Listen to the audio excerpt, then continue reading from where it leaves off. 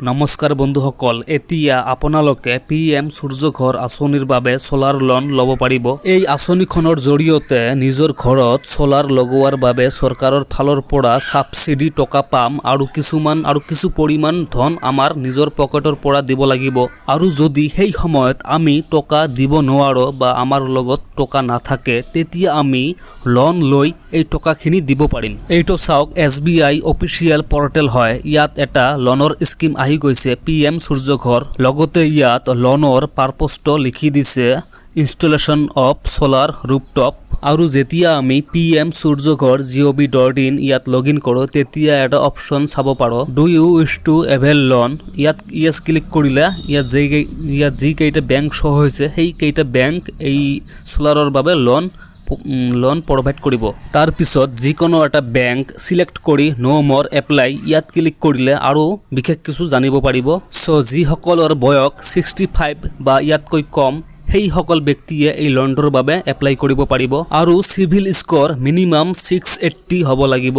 কিছুমান লোনৰ বাবে প্ৰচেছিং ফিজ দিব লাগে, কিন্তু এই লোনটোত একো প্ৰচেছিং ফিজ দিব নালাগে। তাৰপিছত ডকুমেণ্ট ৰিকুৱাৰ্ড, বিদ্যুৎ বিলৰ কাগজ লাগিব আৰু KYC ডকুমেণ্ট মানে পান কাৰ্ড, আধাৰ কাৰ্ড এইবোৰ লাগিব। তাৰপিছত পেজখনৰ তলত আহিব আৰু ইয়াত কৈছে যে সোলাৰ লোনটো এপ্লাই কৰাৰ আগত কি কৰিব লাগিব।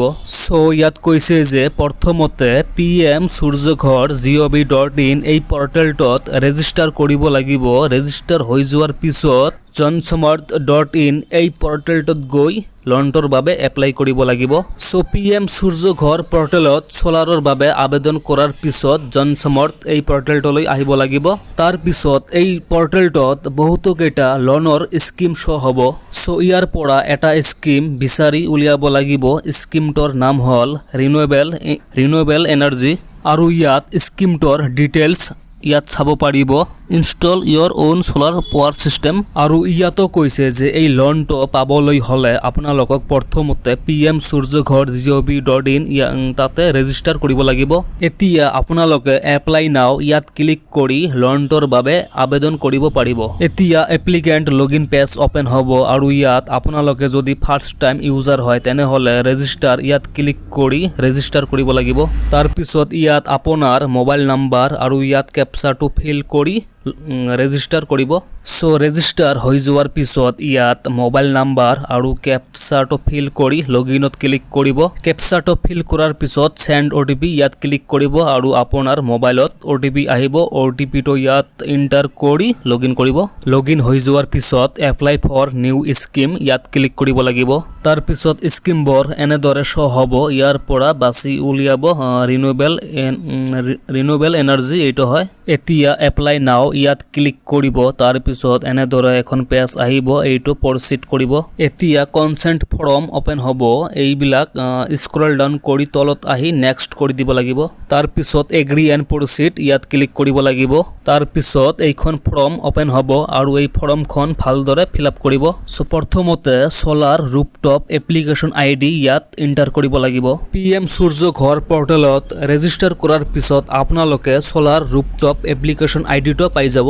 তাৰপিছত ডিস্কম কনজিউমাৰ ID, এইটো মানে এই IDটো সোলাৰ ভেণ্ডৰৰ পৰা ল'ব লাগিব। যেতিয়া ভেণ্ডৰ আপোনালোকৰ ঘৰত আহিব সোলাৰ পেনেল লগোৱাৰ বাবে, তেতিয়া ভেণ্ডৰৰ IDটো ইয়াত এণ্টাৰ কৰিব লাগিব। তাৰপিছত প্ৰচিড ইয়াত ক্লিক কৰি বাকী ষ্টেপবোৰ কমপ্লিট কৰিব লাগিব। আৰু বাকী ষ্টেপবোৰ কমপ্লিট হৈ যোৱাৰ পিছত লোনৰ টকাখিনি আপোনালোকৰ বেংকৰ একাউণ্টত আহিব। এতিয়া কথাটো হ'ল যে ভেণ্ডৰ কেতিয়া আহিব আপোনালোকৰ ঘৰত সোলাৰ পেনেল লগোৱাৰ বাবে। PM সূৰ্যঘৰ gov.in পৰ্টেলটোত লগইন কৰিব আৰু ইয়াত চাব, যেতিয়া আপোনাৰ এপ্লিকেশ্যনখন ফিজিবিলিটি এপ্ৰুভেল হ'ব তেতিয়া ইয়াতো গ্ৰীণ চিন আহিব ওপৰত দিয়া দৰে।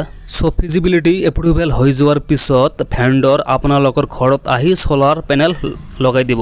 আৰু তাৰপিছত ভেণ্ডৰৰ ডিস্কম IDটো ইয়াত এণ্টাৰ কৰি লোনটোৰ বাবে আবেদন কৰিব পাৰিব।